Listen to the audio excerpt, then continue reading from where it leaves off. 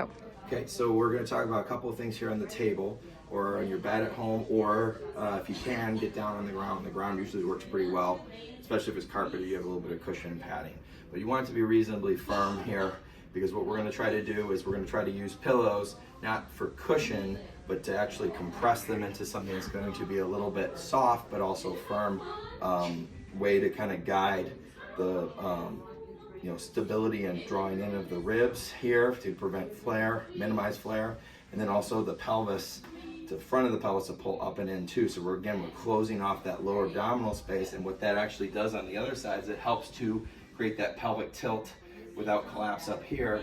It actually opens up the low back. So this can be used as a form of spinal traction that is easy to do at home, that doesn't require a lot of equipment other than the ground and a few pillows. You may need to vary how many pillows depending on how thick and how firm they are.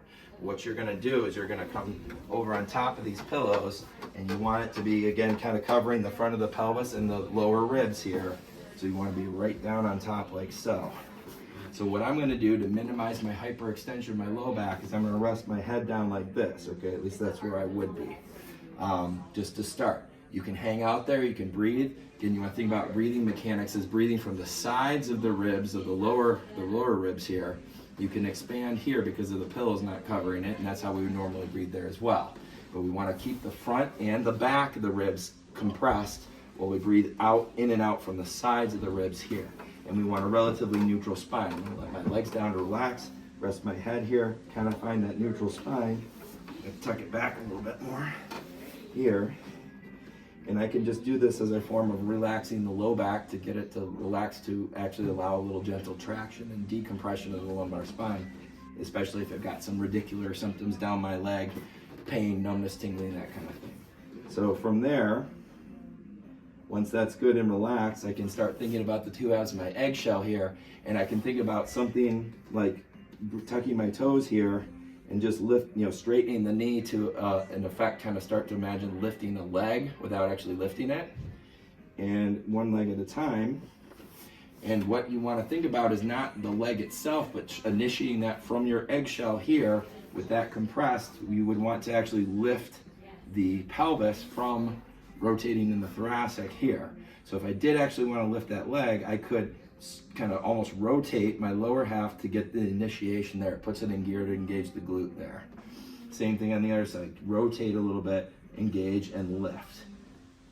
So I can alternate and simulate walking here. Another thing I can do is I can kind of go into just a full plank. I can progress into a natural plank and even work on lifting up off of the pillow to see if I can keep those muscles engaged myself. Furthermore, I can relax that and keep pretty low, and I can actually do a little rotation up top now too. Something like this, or I can even bring my arm out and do a little bit of a stretch into that left side and then into the right. Just make sure you keep your core active and it's all controlled. And then finally, if you think about bed mobility with all this,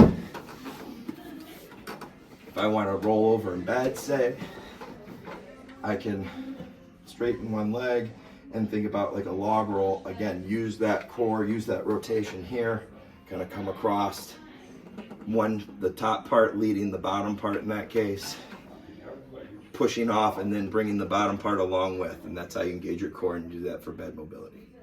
Good.